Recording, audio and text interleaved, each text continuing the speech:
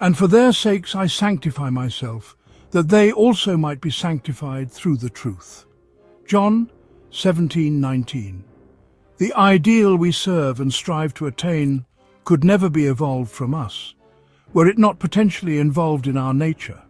It is now my purpose to retell and to emphasize an experience of mine printed by me 2 years ago.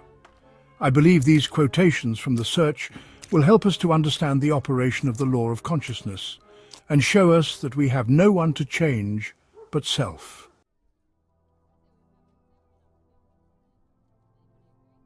Once in an idle interval at sea, I meditated on the perfect state and wondered what I would be were I of too pure eyes to behold iniquity, if to me all things were pure and were I without condemnation. As I became lost in this fiery brooding, I found myself lifted above the dark environment of the senses. So intense was the feeling I felt myself a being of fire dwelling in a body of air, voices as from a heavenly chorus, with the exaltation of those who had been conquerors in a conflict with death, were singing, "He is risen, he is risen," and intuitively I knew they meant me. Then I seemed to be walking in the night.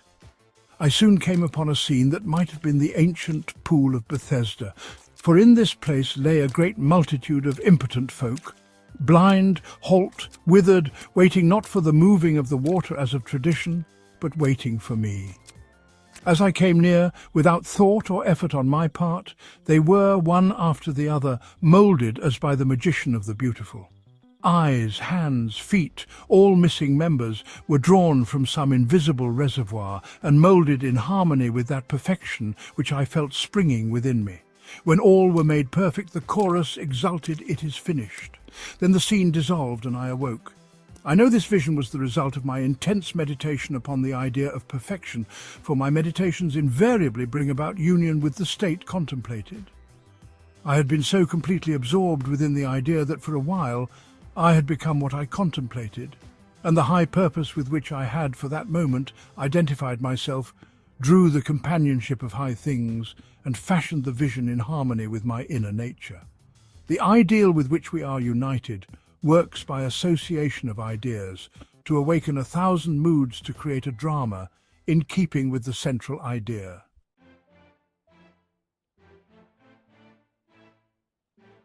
My mystical experiences have convinced me that there is no way to bring about the outer perfection we seek other than by the transformation of ourselves.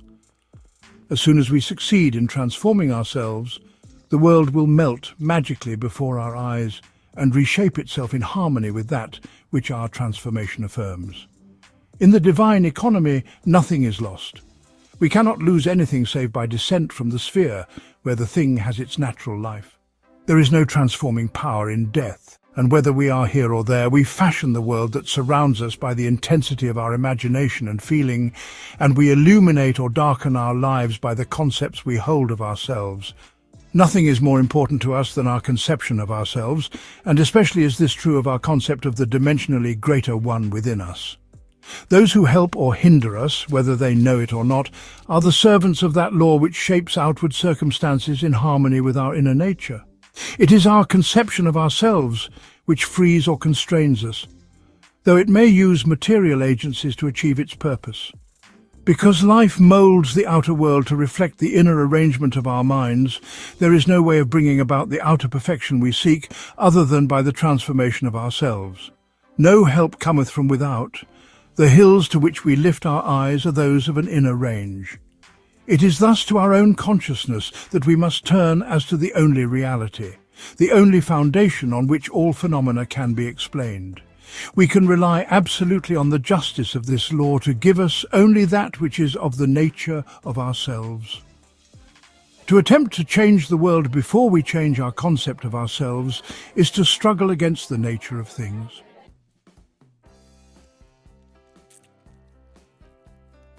There can be no outer change until there is first an inner change. As within, so without.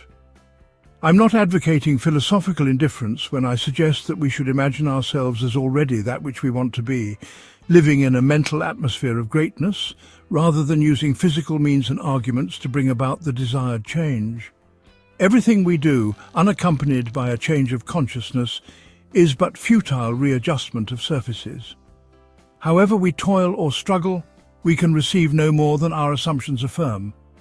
To protest against anything which happens to us is to protest against the law of our being and our rulership over our own destiny. The circumstances of my life are too closely related to my conception of myself not to have been formed by my own spirit from some dimensionally larger storehouse of my being. If there is pain to me in these happenings, I should look within myself for the cause, for I am moved here and there and made to live in a world in harmony with my concept of myself.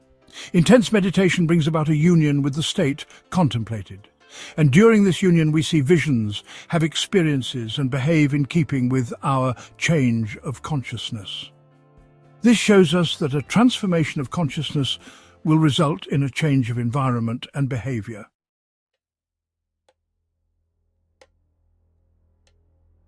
All wars prove that violent emotions are extremely potent in precipitating mental rearrangements. Every great conflict has been followed by an era of materialism and greed in which the ideals for which the conflict ostensibly was waged are submerged. This is inevitable because war evokes hate, which impels a descent in consciousness from the plane of the ideal to the level where the conflict is waged. If we would become as emotionally aroused over our ideals as we become over our dislikes, we would ascend to the plane of our ideal as easily as we now descend to the level of our hates. Love and hate have a magical transforming power, and we grow through their exercise into the likeness of what we contemplate. By intensity of hatred we create in ourselves the character we imagine in our enemies. Qualities die for want of attention, so the unlovely states might best be rubbed out by imagining beauty for ashes and joy for mourning, rather than by direct attacks on the state from which we would be free. Whatsoever things are lovely and of good report, think on these things, for we become that with which we are en rapport.